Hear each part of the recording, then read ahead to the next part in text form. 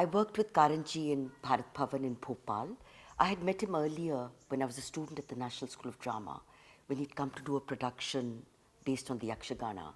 But my real interaction with Karanji really started in Bharat Bhavan, where he was heading the Rangmandal, which was the first Hindi repertory that the country had prior to the National School of Drama Repertory Company. So it was a very meaningful interaction.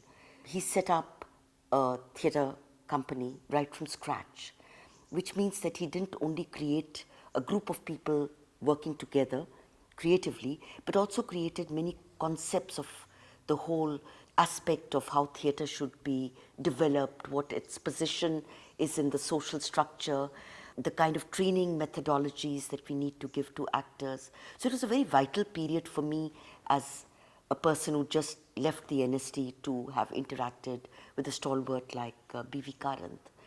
He saw theatre more as a movement rather than production oriented.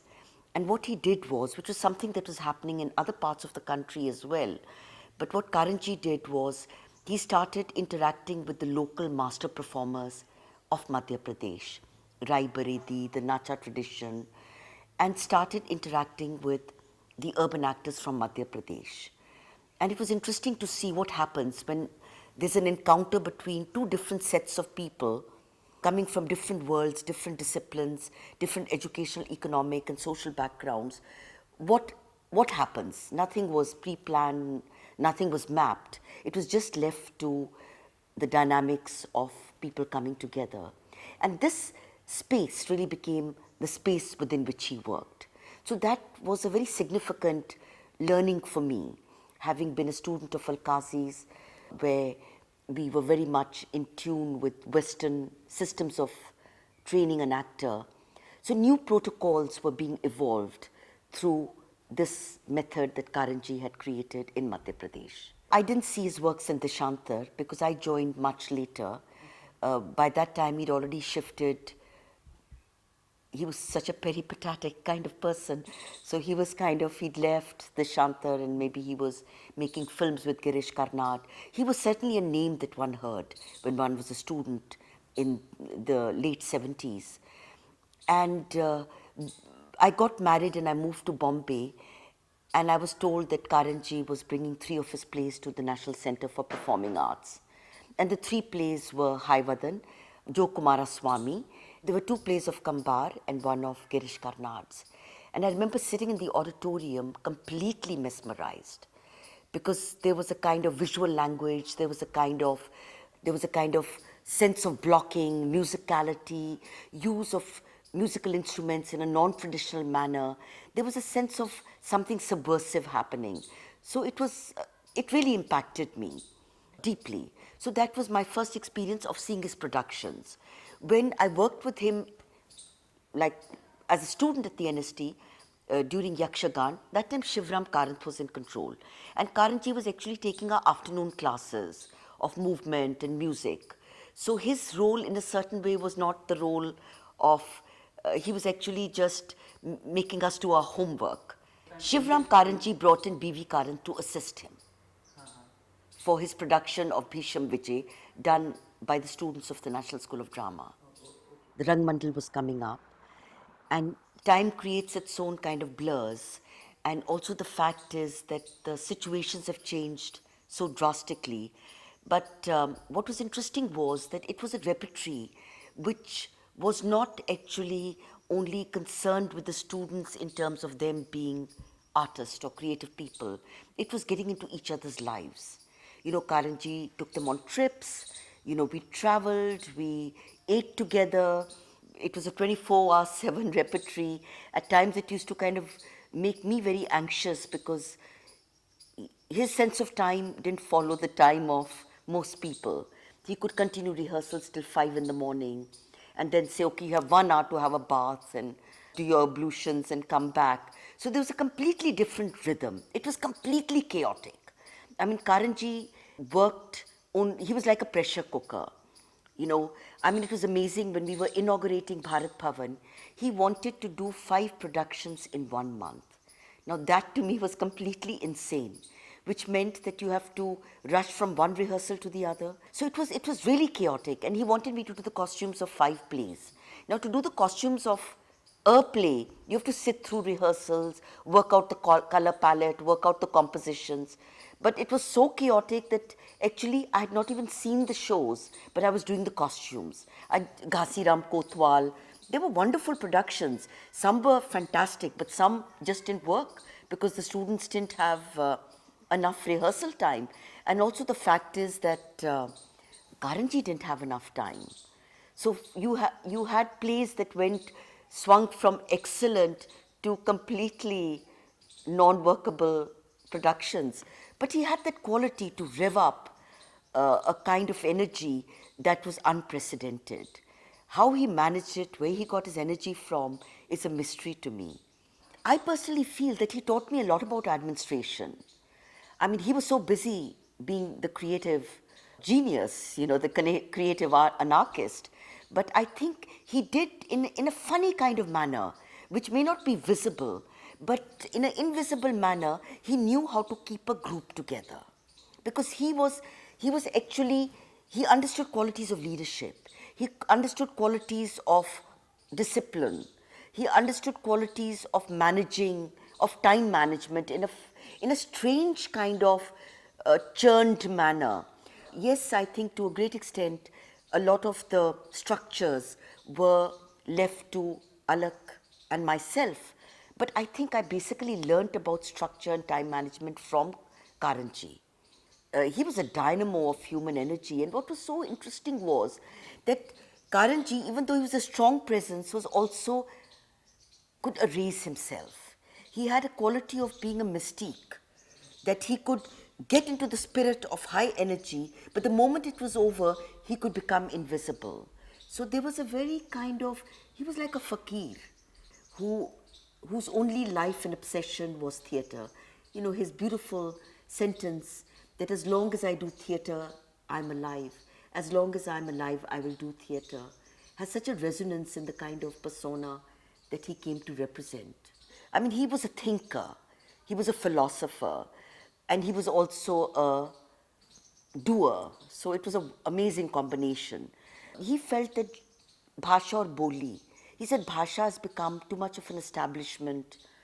It's been sucked, or somebody energy has been leached out of it.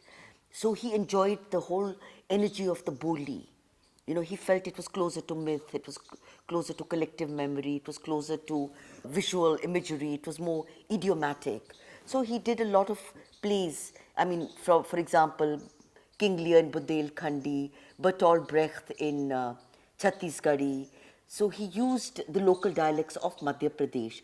And truly, sometimes, I feel that a lot of the plays that I could never understand, I actually understood it. Like, Ghasiram Kotwal was one of the plays that we had as one of our subjects at the NST.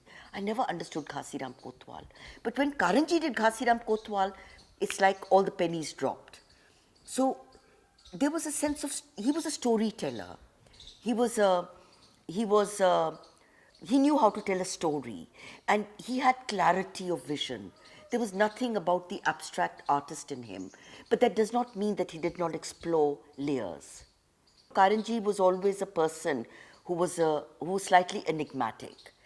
Nobody could actually really figure out who the real Karanth was, because he was many things. He was all of them, and yet he was none of them. So, he had as many admirers as he had detractors. So there were people who really admired him and people who also were very critical of him. So, his plays were, now for example, he was doing a festival of the Rangmandal plays in Delhi. And I was still working in the Rangmandal at that time. And the train was delayed and the musicians never came. And all his plays were musicals. So I had built up such a strange kind of nervousness about the fact that the mainstay of his productions is also music. How will he manage? There was a chorus, of course, but the main people who played the musical instruments were not, the train was delayed. So I said, Karanji, aap kyun nahi baith jate? Because he was a master singer. He said, Naini, it doesn't matter. So he was in a certain way, maybe it came from his training of being part of the Guppy company, which felt that it's all right. Something else will happen. If something is lost, then something else will be gained in the process. So he had that lack of anxiousness, which is the bane of most directors prior to a show being opened in front of a new audience. So there was always a mixed reaction. In Bhopal also he had many detractors, like he had admirers. So that was Karanji. I left Bhopal in 1985, 84, end of 84. And Karanji said to me something, I felt completely devastated because I was in Bhopal, I was in the Rangmandal, there was the infrastructure, money was not a problem. I could go to Karanji and say, Mujhe natak karna hai. And it was the space and the actors and the money was made available. So it was a very wonderful infrastructure, and Ashok Bajpai was an amazing boss to have because he had one wonderful quality which I learned from him, that it's better to say yes than to say no. So he, whatever you asked him, ha, karo, karo, there was never any resistance. So for me to leave a place which was so magical and where I felt suddenly, I'm 28, 29 and I'm dining and wining with Peter Brook and Eugenio Barba and meeting the best, and I hadn't earned it, but by the sheer positioning of myself in the Rangmandal catapulted me to a space where I didn't really belong creatively. So it was a very interesting and a very good sense for me. So suddenly my husband gets a posting to Chandigarh. I was completely in mourning. But I had to leave because, I had a young child and he was working in a company, so the house would go. And because he's so supportive in terms of my work, I could do all these things because I knew he was always there looking after the children. So Karanji said to me, he says, "Jahan bhi jaogi, wahi ki bhasha mein kaam karna, wahi ki logon ke saath." And that became it was like a secret mantra that he had given to me. I came to Chandigarh. I was very anglicized because I'd lived in England for many years. Of course, I picked up Hindi at the NST, but not enough to do any role. Working with Karanji also, so somewhere I'd managed Hindi, but just about managed. And I could direct plays in Hindi. But Punjabi I was very far removed from, even though I was born and brought up in Amritsar.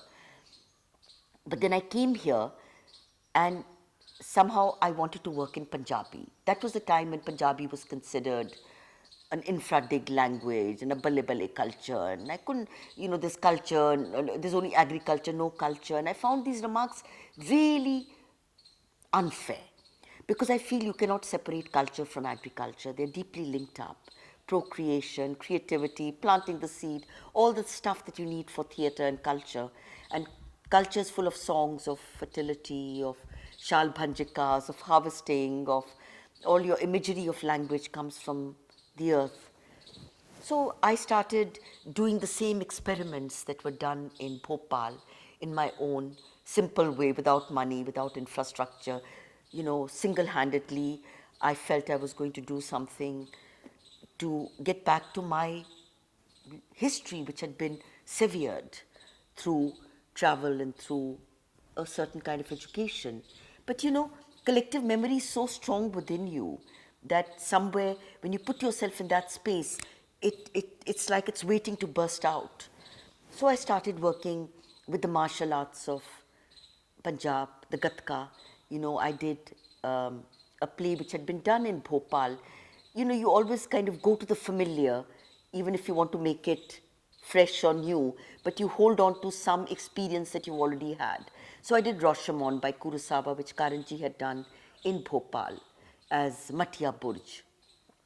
So I did Matia Burj in Punjabi, working with the Gatka tradition because it talks about the whole samurai tradition. So it was interesting, I was taking my own journey.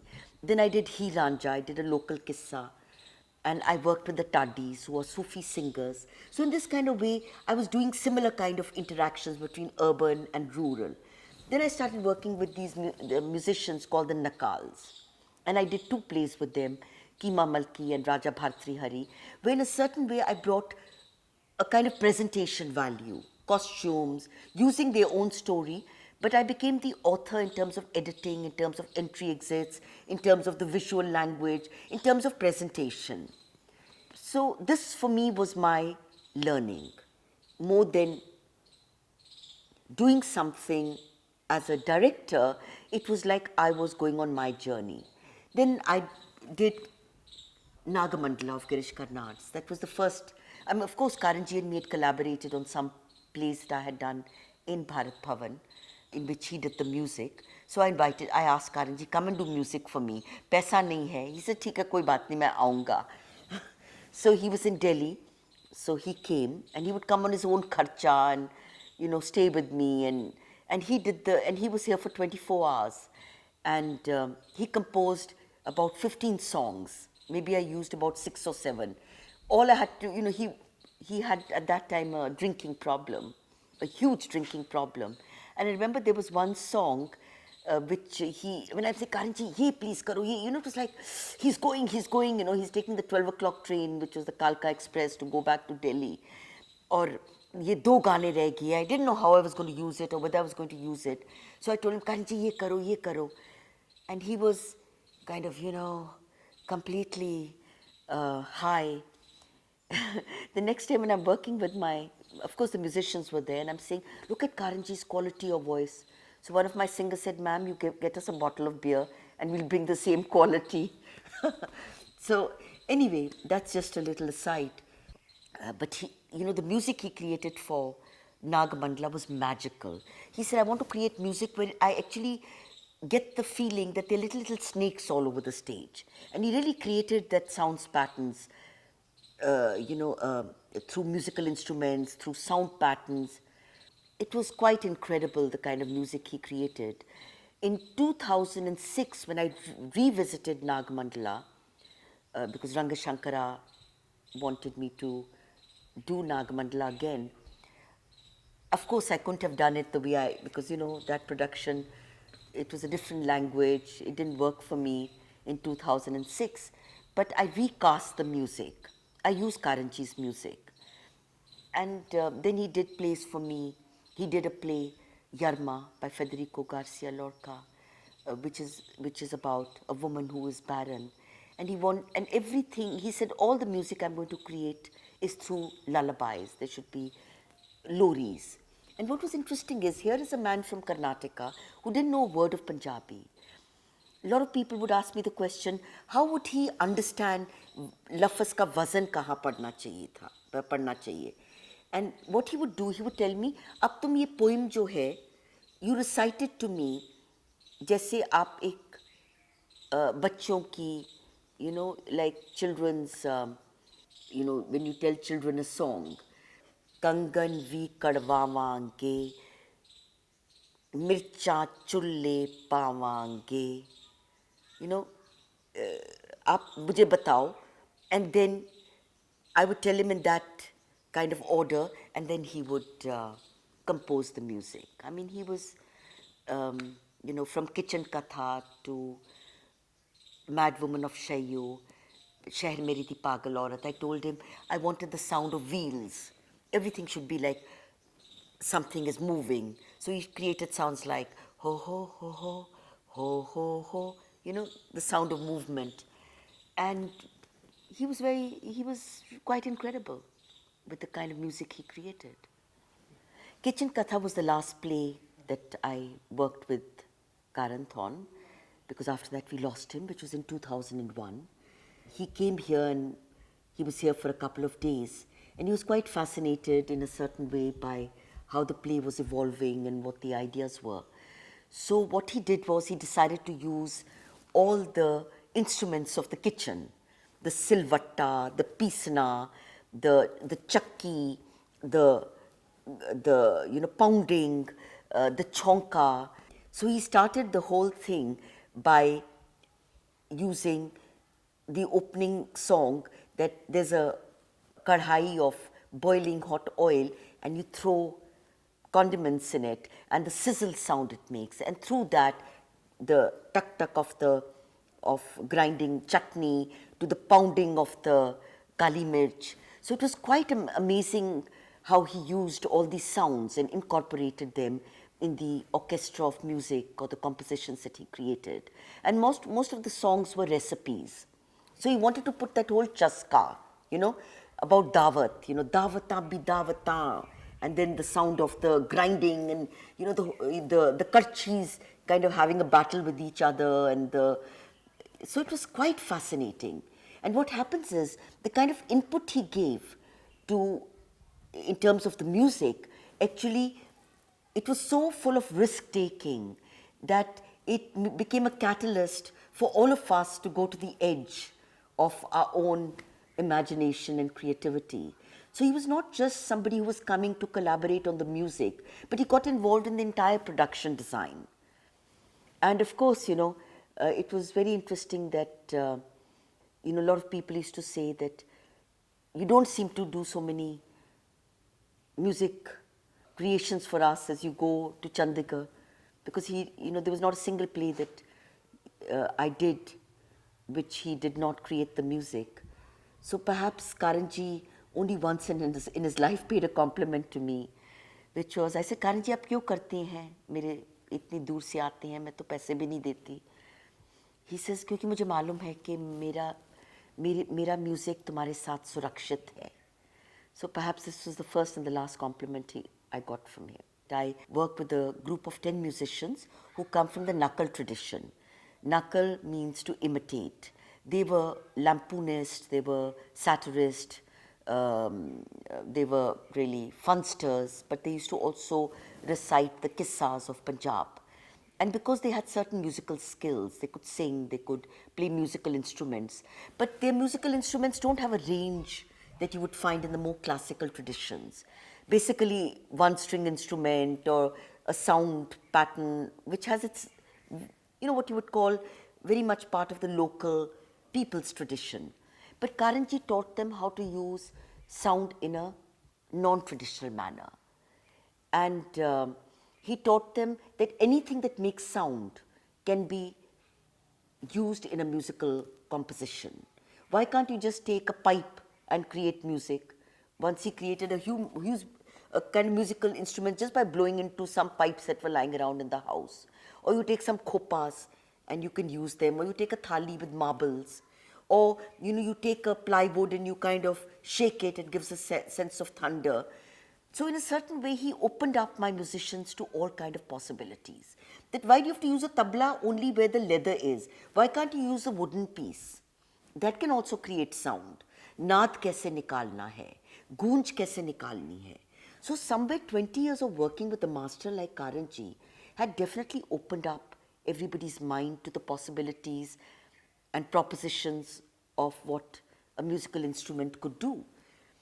So after he died, and I did my next production, and I was really in a deep state of depression because now this had become the texture of my group or my company. So my musician said to me, you either get us a man as great as Karanji, or we're not going to do music from anyone else.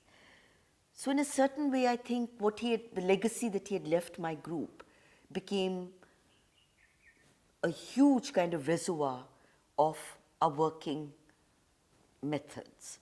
So I found that all of them, like we did Little Eolf, which was an Ibsen play for the Ibsen Society. And so all those things that I remember, it's like almost Karanji kuch mujhe keh rahe hain.